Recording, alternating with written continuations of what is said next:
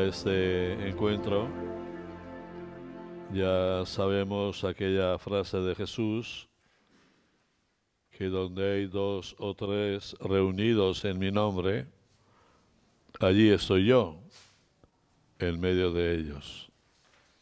Y damos comienzo a la oración de hoy.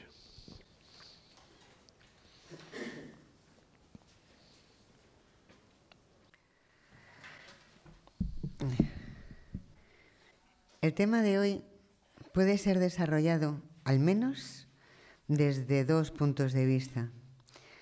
Uno, como una descripción por parte del maestro sobre qué condiciones hay que desarrollar para poder hablar con Dios como Padre, Aitá, Papá, Papi, Mami, etc. Y otro, cuando el maestro nos enseña orando él mismo y aprovechando un momento de su vida. Y en este caso, no un momento fácil. Y sabemos que cada situación de la vida lleva consigo características propias. Y Jesús, en su enseñanza de hoy, las va a tener en cuenta y las va a aprovechar para que la lección sea completa y edificante. Hoy todo va a ser ejemplar, algo digno de admirar e imitar, desde el principio hasta el final. Se trata de la oración de Jesús en el huerto de Getsemaní. Descubriremos en él una serie de características de la oración de Jesús de Nazaret, que por otra parte son características generales en todo maestro espiritual. Pero hoy, a quien tenemos, le tenemos a él, a Jesús Maestro.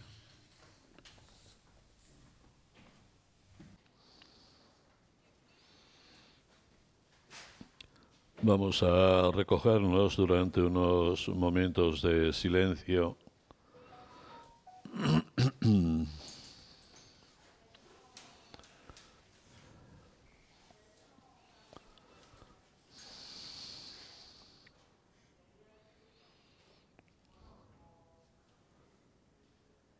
Siempre estamos en relación, pero de manera especial estamos en relación de una manera profunda y elevada con ese o con eso que nos trasciende, que está por encima de nosotros y que igualmente está por dentro de nosotros.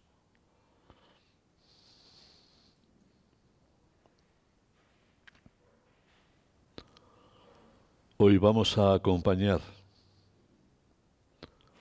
al Maestro y nos vamos a sentir acompañados también por Él. Como veremos, va a ser un encuentro íntimo, auténtico y de verdad.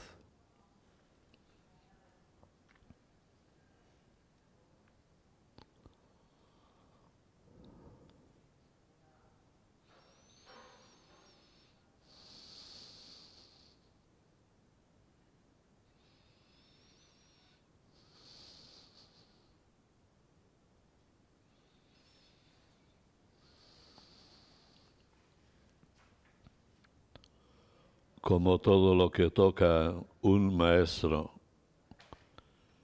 y todo lo que dice un maestro normalmente es profundo. No por lo difícil de entender, sino porque es un fruto, un mensaje que nace del fondo.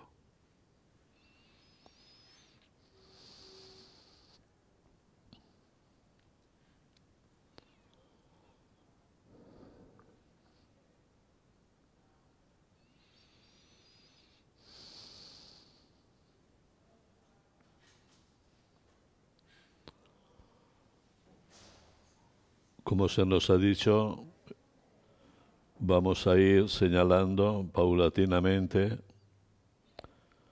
características, matices, actitudes de la oración de Jesús, que quieren ser para nosotros una orientación para nuestras propias oraciones.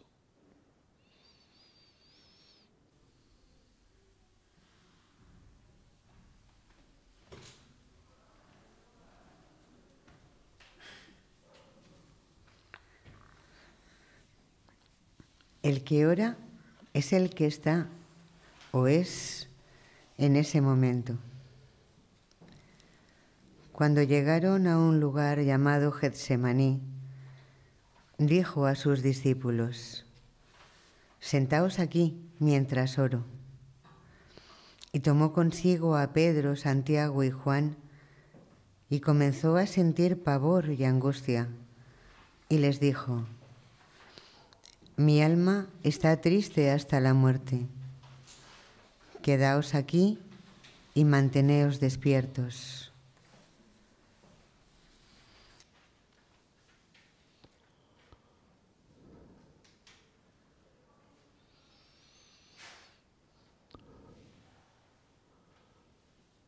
Jesús,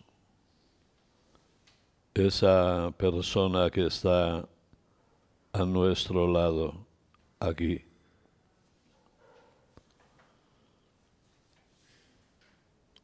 Jesús orante, se nos manifiesta auténtico.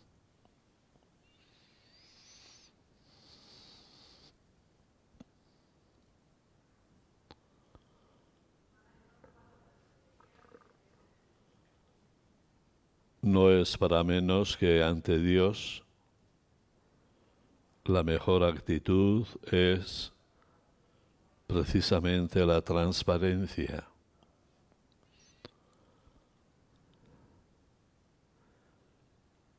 Y Jesús en este momento nos muestra, nos comunica su vulnerabilidad.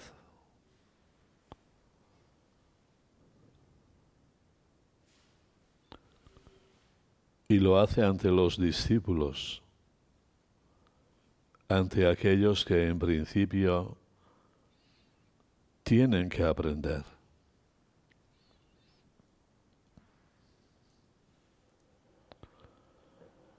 Jesús no desarrolla un papel de enseñante.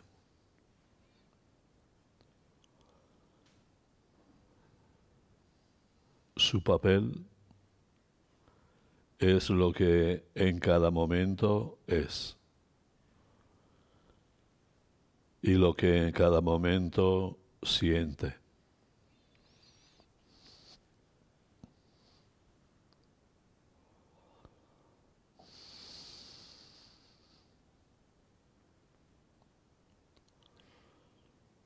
Muchas veces solemos tener la idea de que el maestro es la persona que está segura,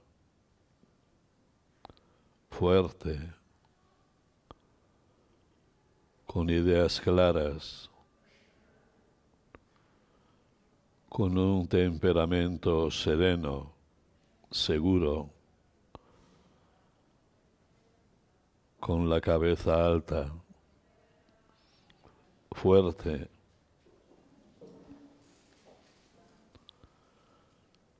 Todo menos una persona que sufre y afectada por el sufrimiento.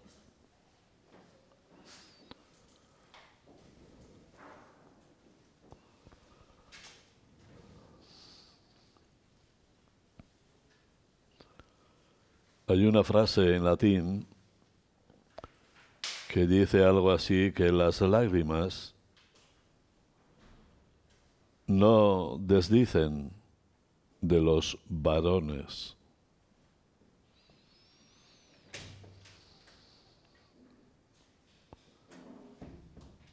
Y mirando a Jesús hoy podríamos decir que las crisis no ridiculizan ni infravaloran al Maestro.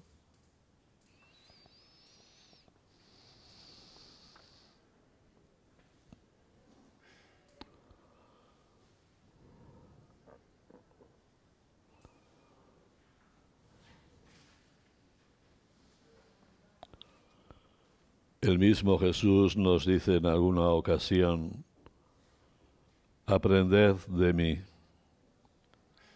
que soy manso y humilde de corazón.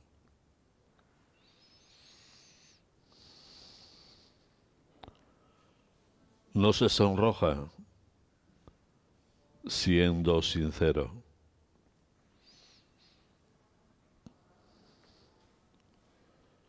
A nosotros, por el contrario, nos cuesta comunicar, aparecer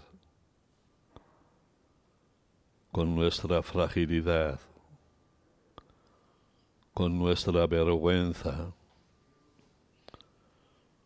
con nuestro sonrojo.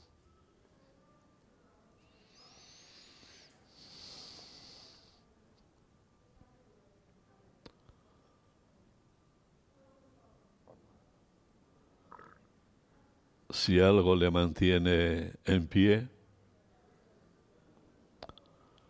más que por lo que piensa o siente o se reconoce, es porque se siente hijo amado, hijo predilecto del Padre.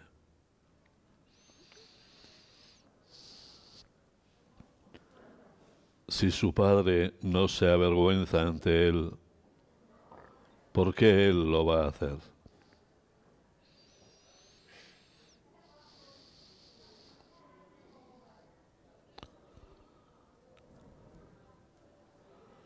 Jesús ha vencido el orgullo propio.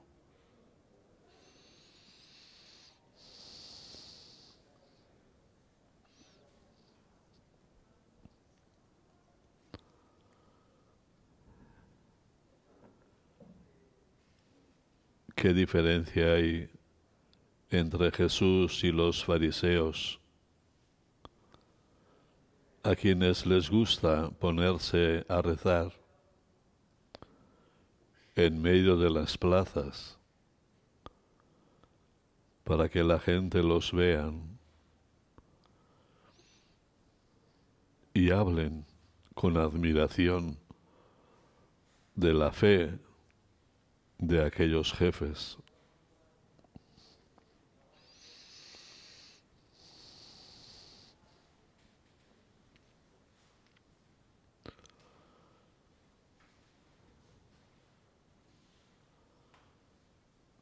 Jesús reconoce que está mal, pero mal, muy afectado.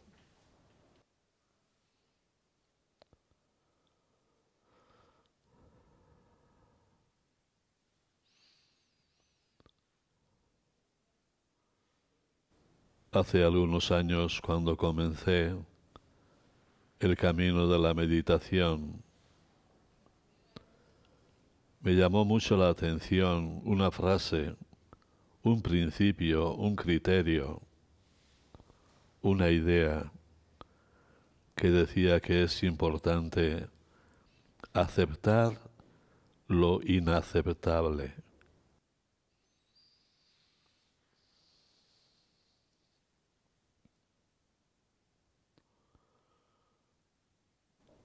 Jesús decía también algo parecido: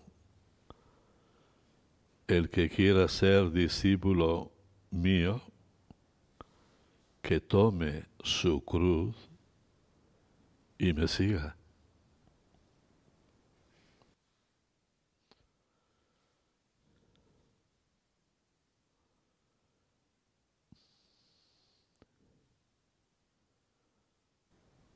y es de agradecer que cuando a él le toca, es coherente.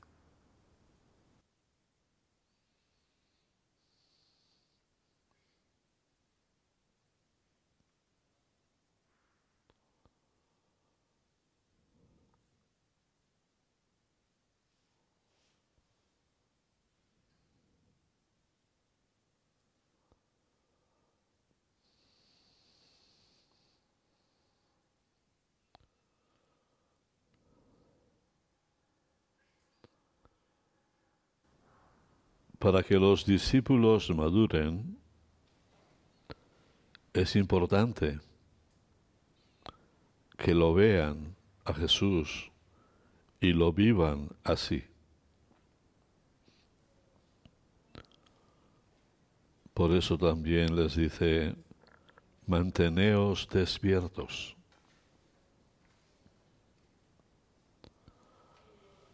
Algo así como queriendo decir, ahora toca esto. Miradlo de frente como yo lo intento, aunque duela y cueste. No miréis a otra parte.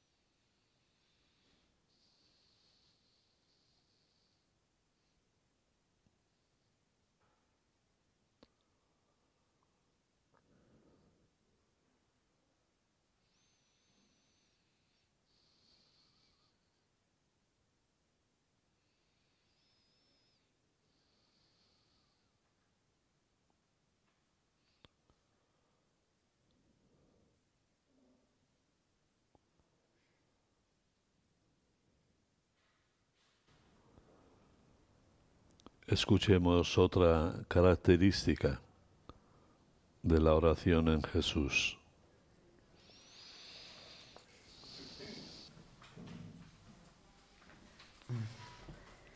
Orad siempre, orad en todo tiempo.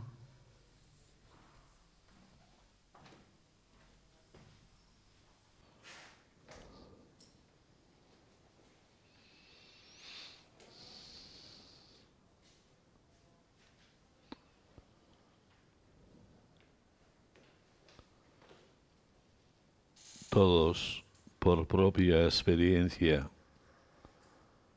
estamos convencidos que la práctica de la oración requiere algunas condiciones.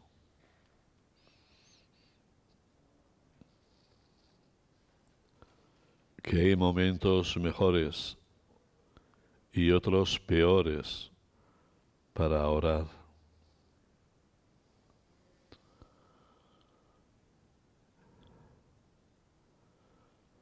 Y a veces también en la práctica nos hemos dejado llevar porque tal vez no estábamos en un buen momento para ello.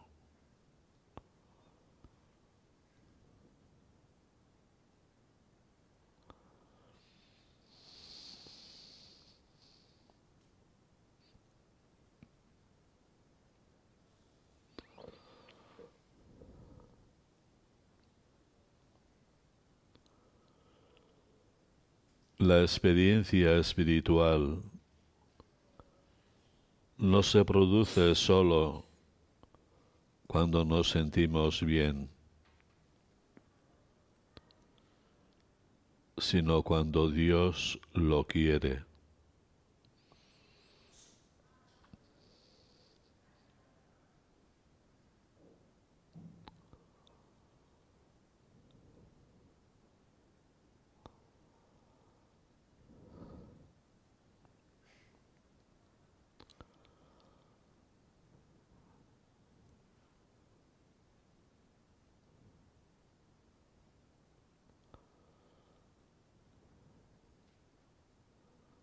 Recordemos cuando los discípulos han vivido la experiencia de la muerte de Jesús de aquella manera.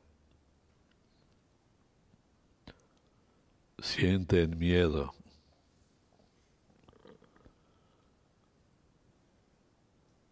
Se refugian en una casa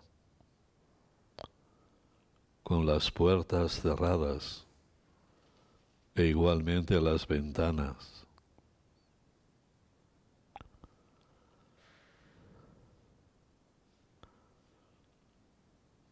Podemos pensar que cualquier ruido, cualquier aldabonazo, cualquier voz o grito les podía asustar.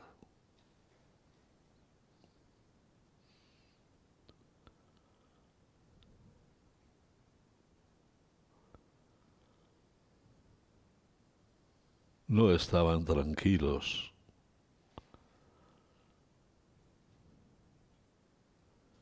Ni tampoco seguros.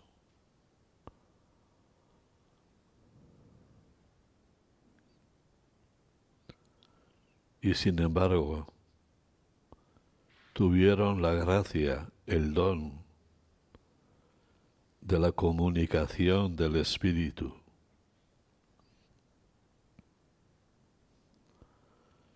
Del Espíritu de Jesús.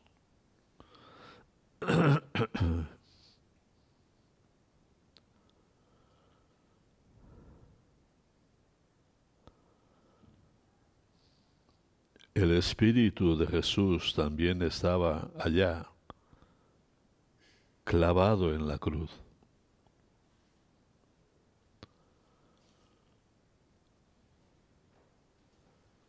Con aquella sensación de impotencia que tenía que producir.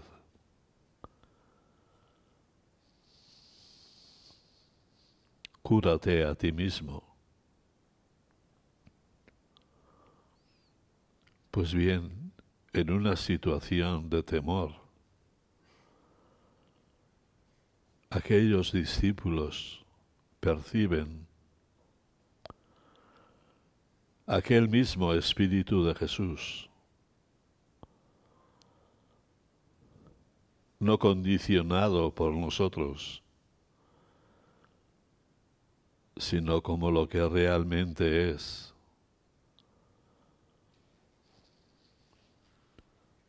E ilumina los corazones y las mentes de los discípulos.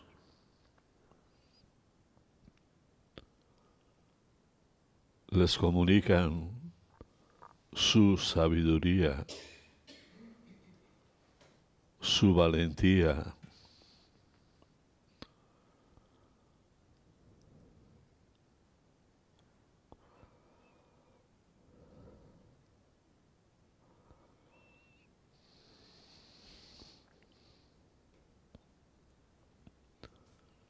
para la oración. Todo momento es válido.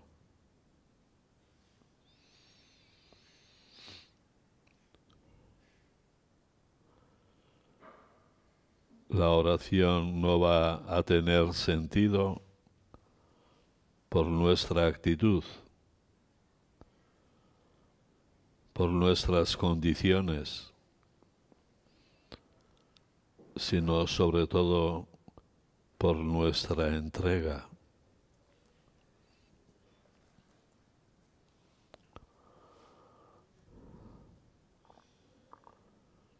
Lo importante no es conseguir nada. Lo importante es entregarnos.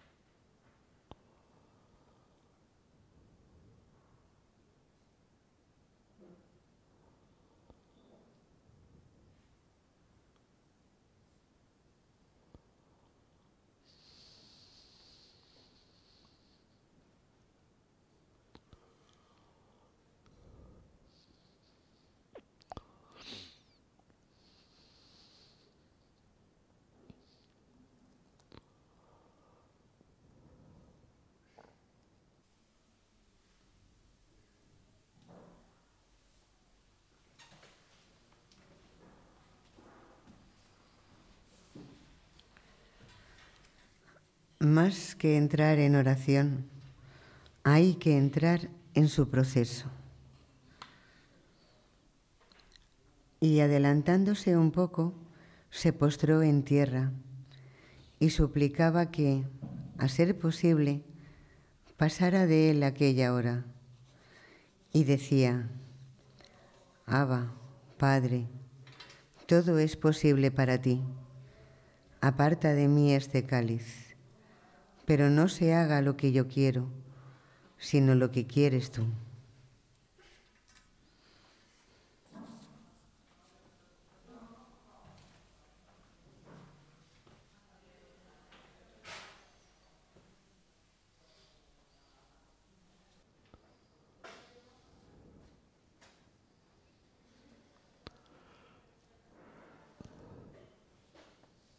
La oración considerada como proceso nos lleva principalmente a tener una experiencia de Dios cercana, íntima.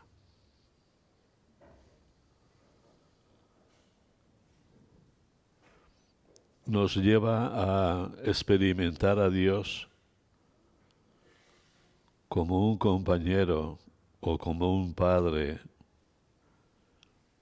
que nos acompaña.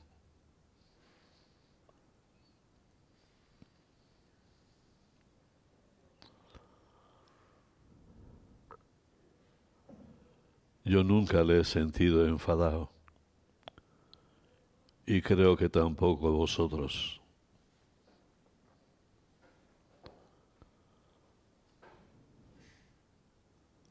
Una presencia fiel por encima de todo.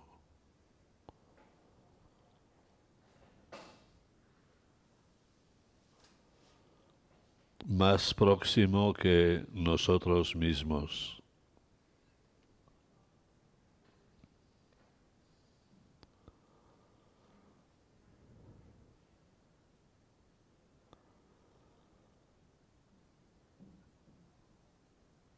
¿Cómo tenía que sentir Jesús por dentro en aquellos momentos tan duros y experimentar al mismo tiempo si con alguien pudiese estar, si a alguien le pudiese decir, si con alguien me podría desahogar, sería con mi Padre.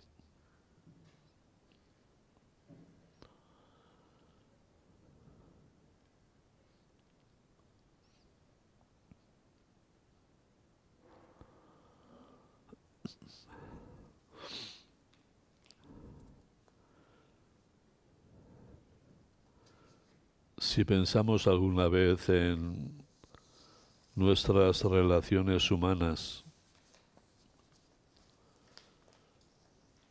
pensamos que puede ser relativamente fácil que surja el cariño, el amor, la confianza. Pero cuando pensamos que esto mismo puede ocurrir en nuestra relación con Dios, lo vemos más complicado.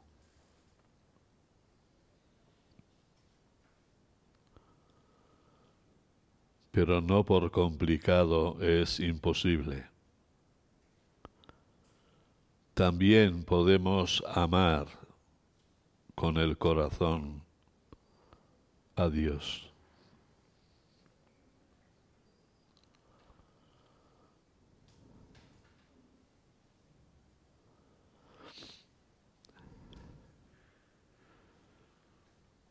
Yo tuve un compañero mayor, hace años ya murió, un religioso edificante. Hacia el final de su vida, tenía taquicardias y el médico en una ocasión le preguntó: ¿y cuándo a usted le ocurren las taquicardias? Y él, con todo el fuego de su corazón, respondió: cuando me acuerdo de Jesús.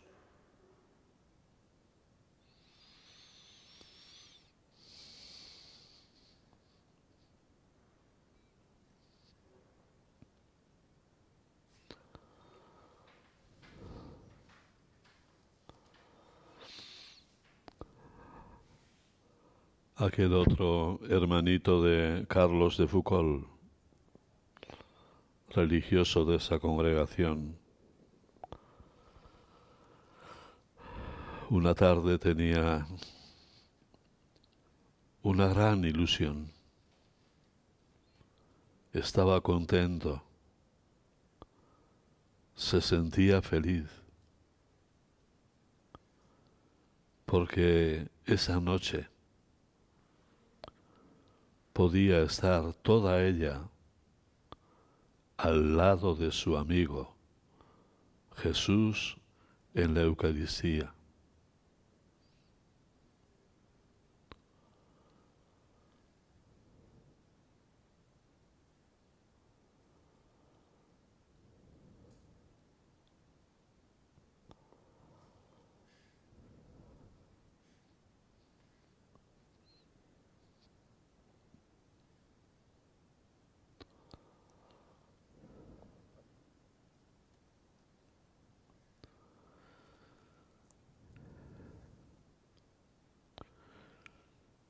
Y en este desahogo con el Padre, con su querido Padre, Jesús se muestra sincero. Es lo que le sale.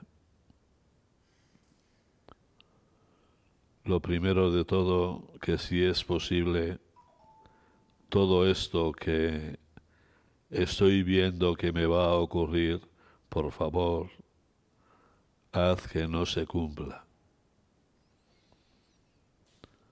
Que pase de mí este cáliz.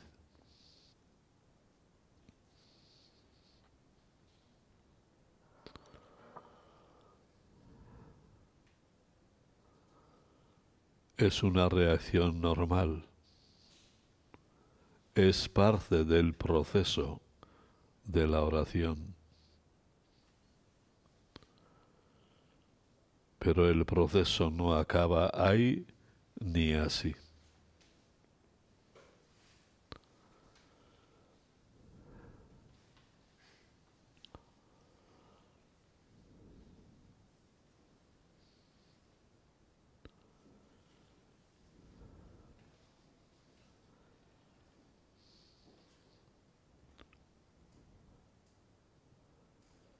Dios, de manera histórica, seguramente, no podía hacer nada, pero atiende el deseo de su Hijo.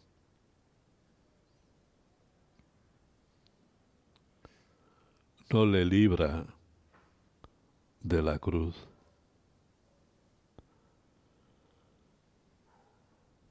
pero le abre la mente.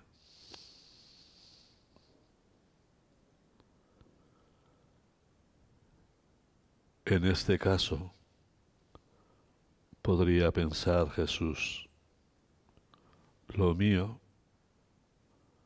aunque es duro, no es tan importante.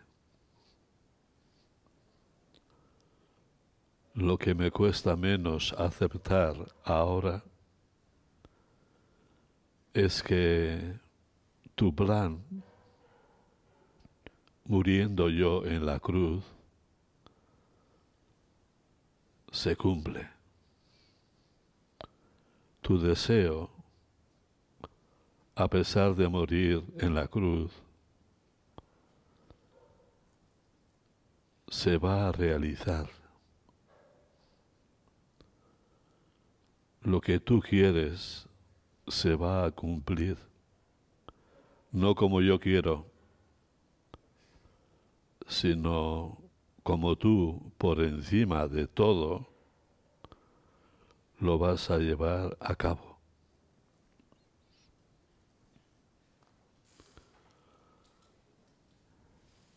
Y todos sabemos, Jesús muere, pero no todo quedó ahí.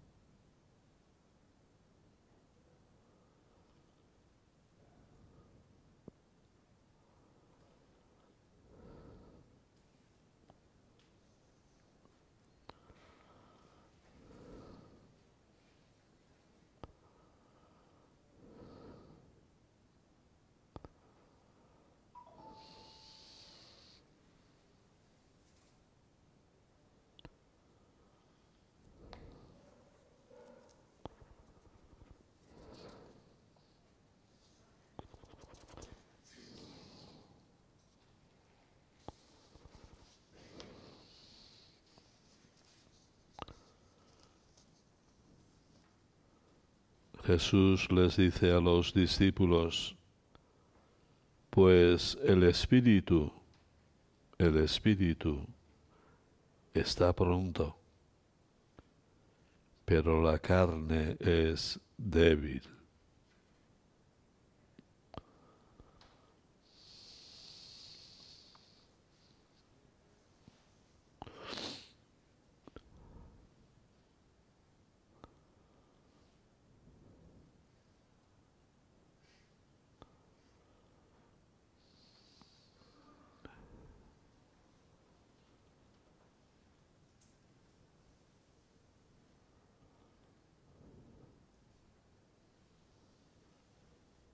Si en nuestra forma humana está presente la enfermedad, el miedo, el temor, la angustia, la inseguridad, también Dios en esa forma humana nuestra ha puesto la fortaleza por encima de todo.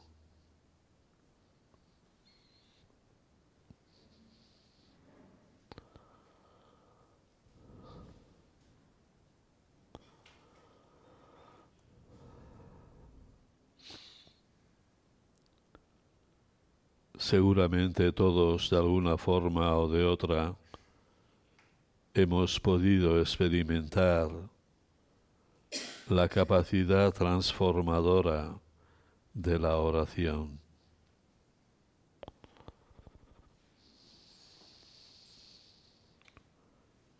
Muchas veces al salir de ella nos hemos sentido distintos, fortalecidos, esperanzados.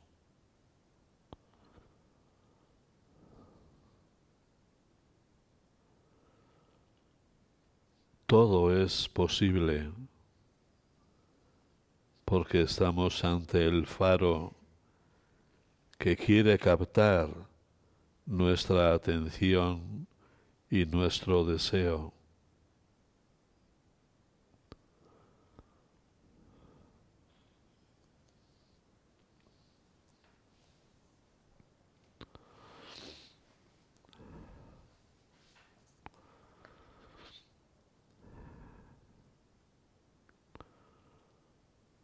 Había un señor alemán, Durkheim,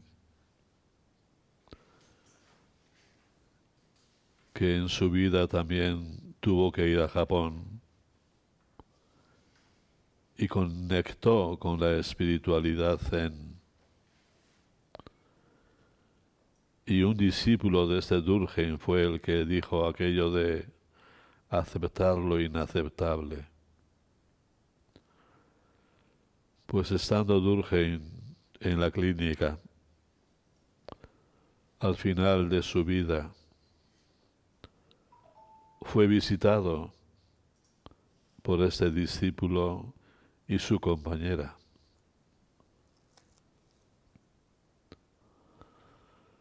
Durkheim en cama. Las enfermeras le tenían que mover su cuerpo. Cualquier pequeño movimiento era un sufrimiento enorme. Gritaba.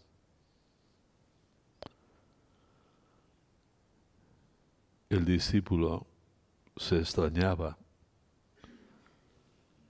de la fragilidad que demostraba aquel maestro suyo.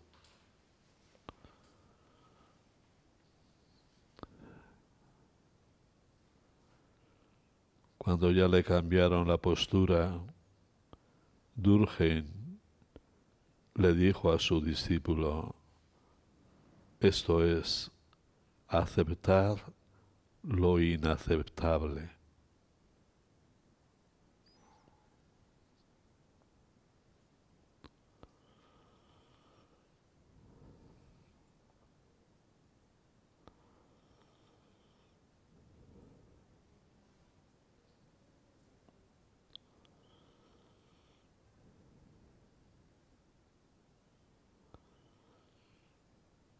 Qué cosa, ¿no? Que nosotros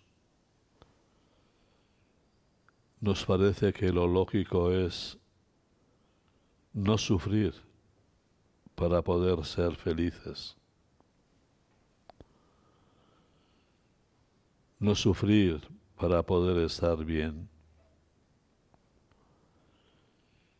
Y hay muchas situaciones en las que uno, aún sufriendo, se siente en paz o se puede sentir en paz. No se haga lo que yo quiero, sino tu voluntad.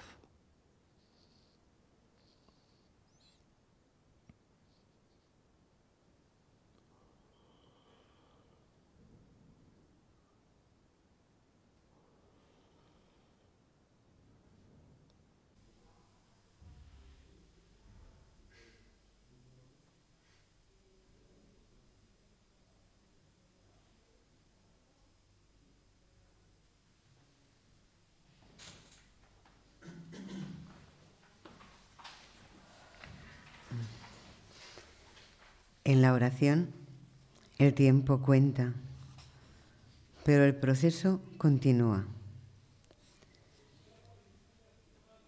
Volvió por tercera vez y les dijo, ahora ya podéis dormir y descansar. Basta ya, ha llegado la hora. Mirad, el Hijo del Hombre va a ser entregado a los pecadores. Levantaos, vámonos. Mirad, el que me va a entregar se acerca.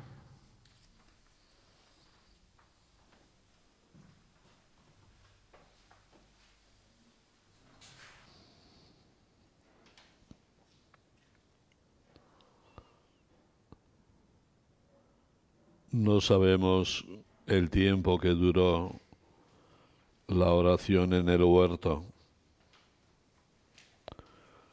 Lo que sí podemos pensar es que tuvo o pudo tener 3 momentos. 3. Un número que de alguna forma quiere expresar plenitud, algo completado, algo terminado, algo acabado.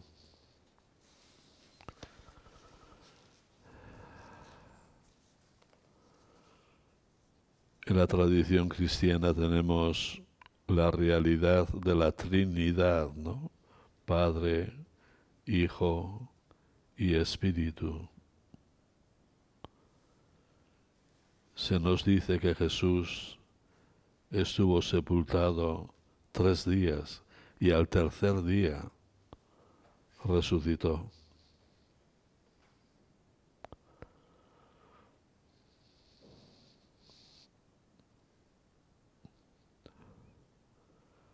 Con este pequeñísimo detalle, Jesús desarrolla su proceso. No lo acaba, ni lo termina.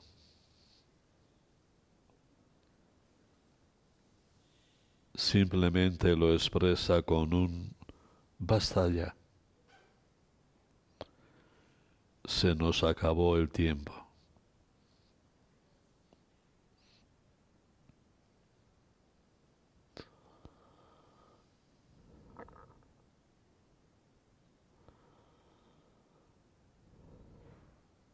Porque la vida continúa.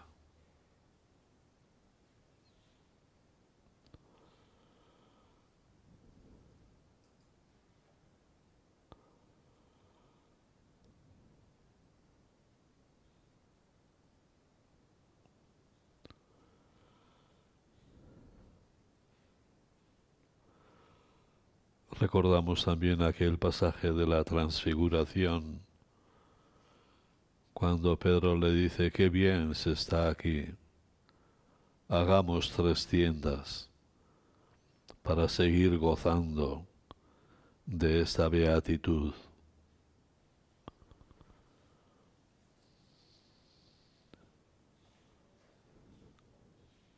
Y bajaron de la montaña donde tenían que estar.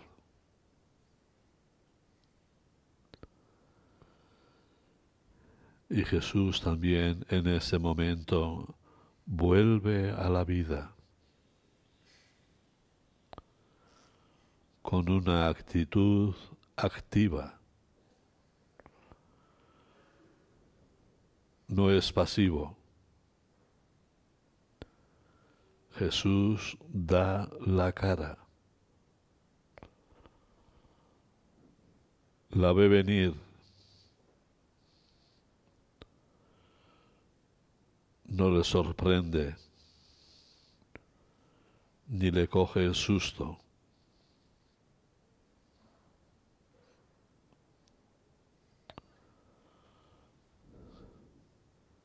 Él es un hombre y procura que su forma humana dé de sí lo que pueda, por fuera y por dentro.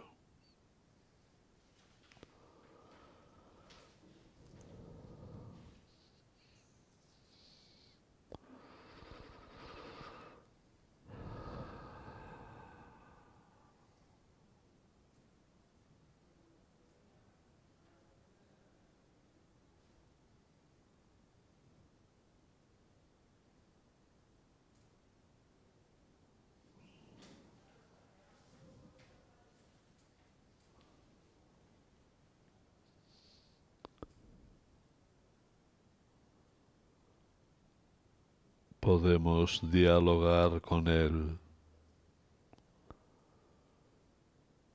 presentarle nuestros sentimientos.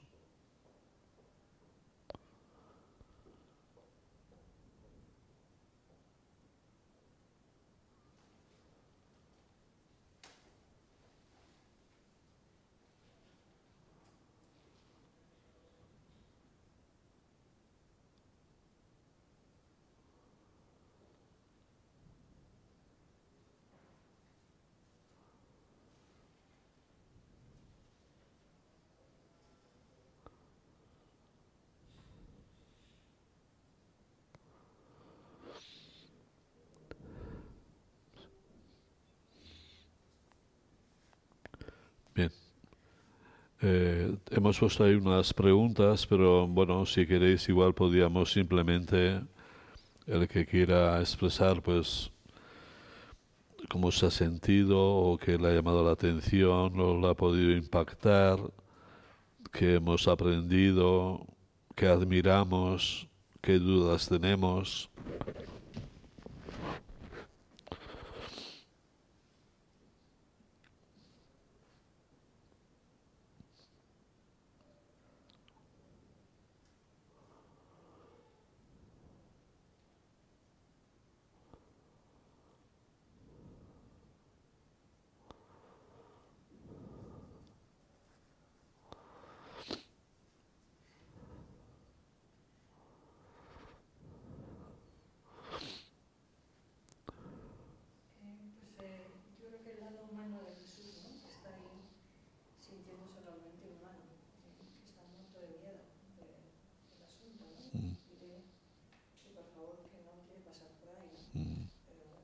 Sí.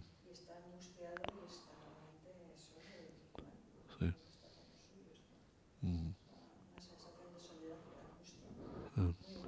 Yeah. Pero también es interesante reconocer que en esta forma humana que también la tuvo él, también había esa otra cara, digamos, ¿no? La dimensión trascendente también en él y también en nosotros, ¿no? Pero así lo que a primera vista se ve, se siente, se toca, pues es, sí.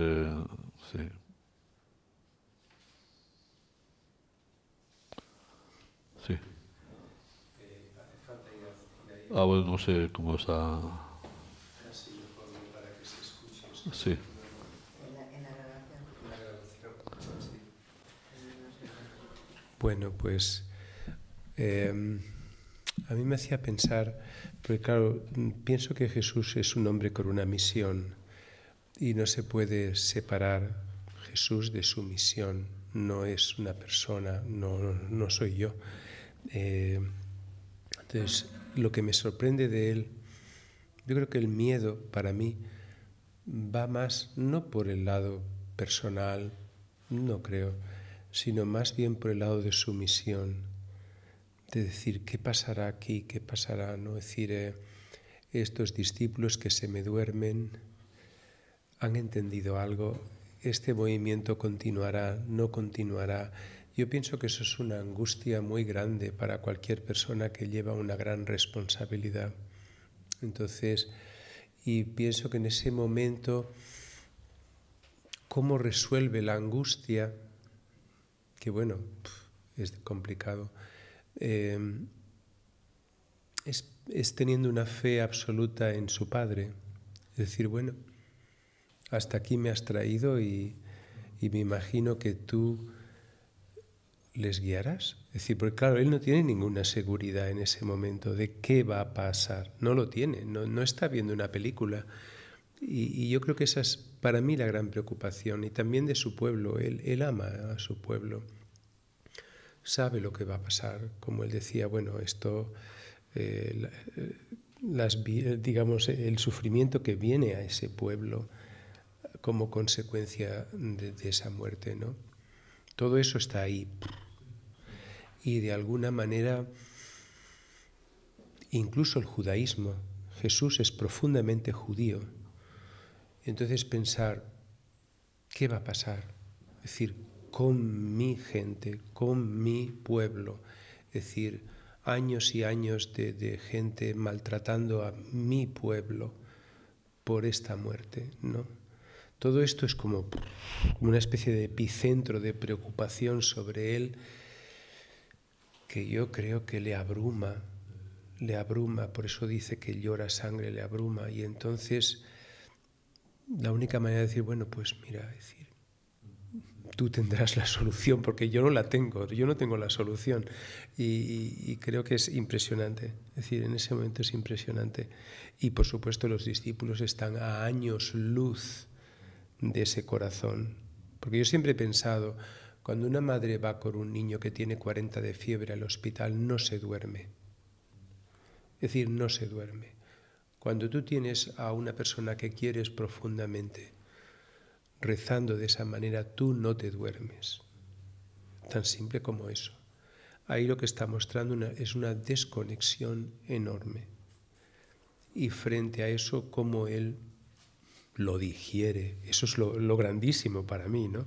Cómo lo digiere. Y que es una enseñanza para nosotros cuando vamos por momentos parecidos. Pues nada, esto es lo que me...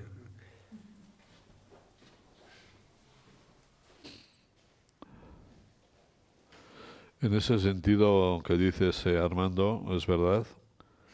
Y tal vez Dios nos quiere como ayudar para que no pasemos por lo que pasó Jesús en esa interrogante tan grande que tú has dicho, ¿no? Por ejemplo,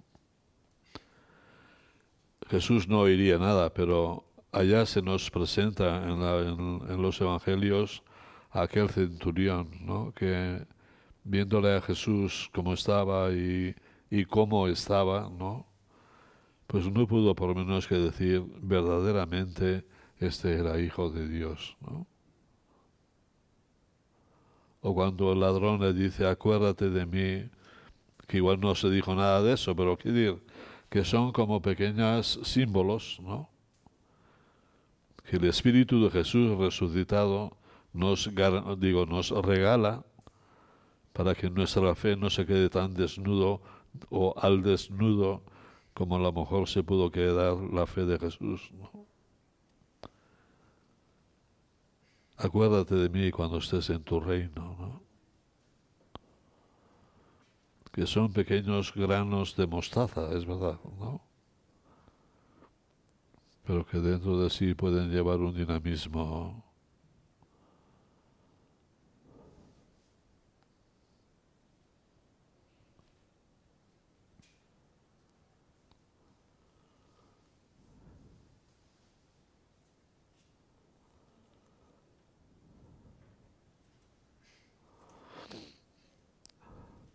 Esta mañana estaba leyendo un artículo de no es español, el autor debe ser un teólogo y terapeuta, ¿no? Sobre Judas, ¿no? Y hablaba que podemos pensar que en la última cena, ¿no? En la última cena, cuando Jesús le da el pan untado en su plato y lo que tengas que hacer, hazlo pronto y tal, ¿no? Y cuando va a buscarle a Jesús, para cogerle, ¿no? Jesús le dice, amigo, a Judas, amigo, ¿no? Y el autor decía algo así como que podíamos pensar que el corazón de Judas podía estar deshabitado, ¿no? Y decía el mismo autor, deshabitado no porque Jesús le ha dejado solo, porque sus compañeros le dejaron solo, también a Judas, ¿no? O sea, la actitud de Jesús fue amigo, ¿no? Los otros, bueno, se ni le tragarían a él, ¿no?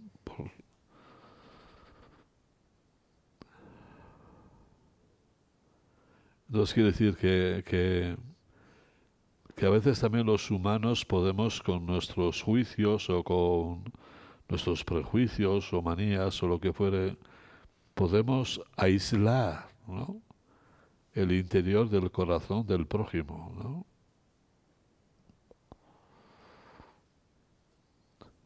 Eso es lo realmente terrible.